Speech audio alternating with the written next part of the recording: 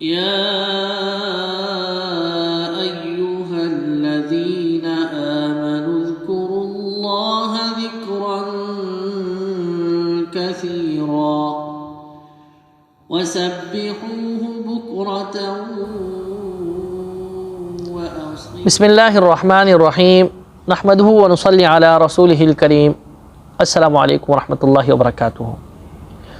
मौजूद सामीन इकराम, चंद दिन कबल आपकी खिदमत में एक वीडियो पेश की थी जिसमें दोहा कतर में हुफ़ाज़ इकराम, उलमा इकराम की नई नौकरी के मौक़े बयान किए गए थे।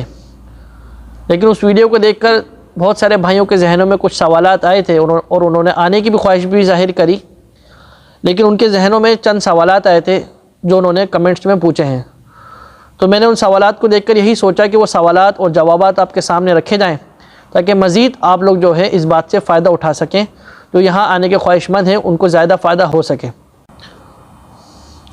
पहला सवाल एक भाई पूछते हैं कि अगर मैं सिर्फ मदरसे के लिए यहाँ पर आऊँ, मदरसे पढ़ाने के हवाले से, मस्जिद की नौकरी के लिए नहीं आऊँ, तो क्या ये मुमकिन है? तो मेरा भाई इसका जवाब ये है कि नहीं, बिल्कुल पहले मस्जिद के ही लिए आना पड़ेगा। असासी नौकरी जो है मस्जिद की है। उसके बाद मस्जिद के इम्तिहान में पास हो जाएंगे, उसमें मस्जिद मिल जाएगी। उसके बाद फिर मदरसे जो पढ़ाने उसका इम्तिहान अलग से देना पड़ेगा। उसके बाद फिर मदरसे पढ़ाना आपको की ड्यूटी लगेगी, लेकिन असासी नौकरी मस्जिद की ही है।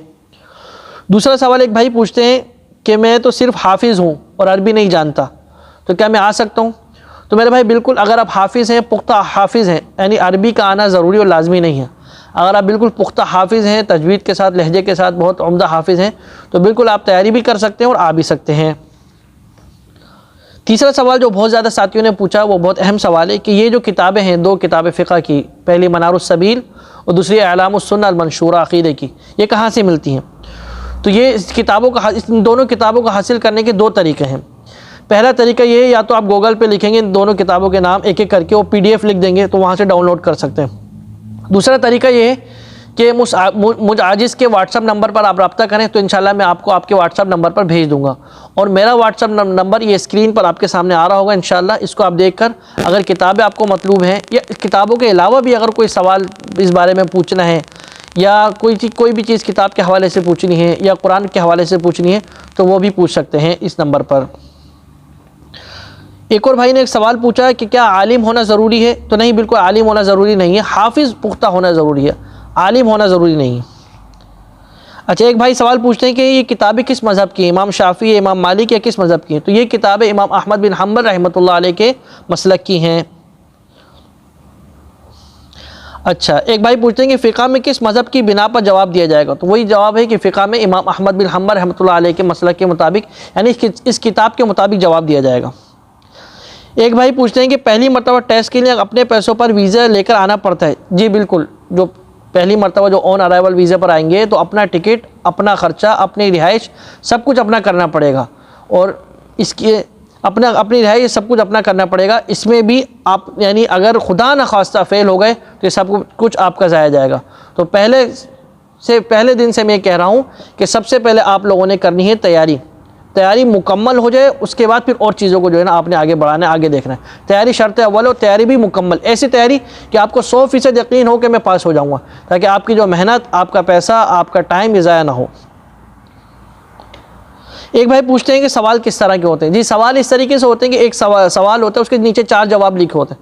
उसमें किसी को जो है ना उस जवाब में आप जो सही जवाब है उसको आपने निशान लगाना है। फिर भी सवाल या कुछ सवाल जवाब के मेरे पास पर्चे हैं, अगर आप व्हाट्सएप पर मुझसे रब्ता करेंगे तो मैं उस पर आपको भेज दूँगा, तो पर्चे देखकर आपको मज़ीद आसानी हो जाएगी कि इम्तिहान किस तरीके का होता है। एक भाई पूछते हैं कि क्या जो हाफिज़ ना हो वो भी इमाम लग सकता है? नहीं, बिल्कुल हाफिज़ का होना ज़रूरी है, जो हाफिज़ नहीं होगा वो इमाम नहीं लग सकता। एक भाई पूछते हैं कि रिहाइश और खाना तैयारी कितने दिन में हो जाती है?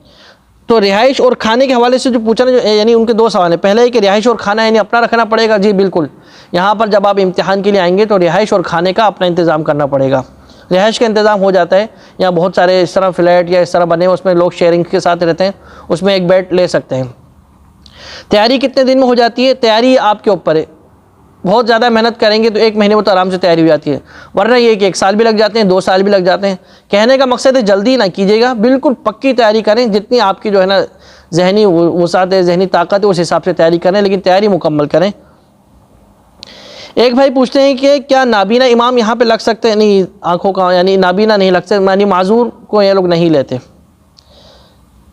एक भाई पूछते हैं कि क्या आलिम हाफिज़ होने की इस्नाद तलब करते हैं?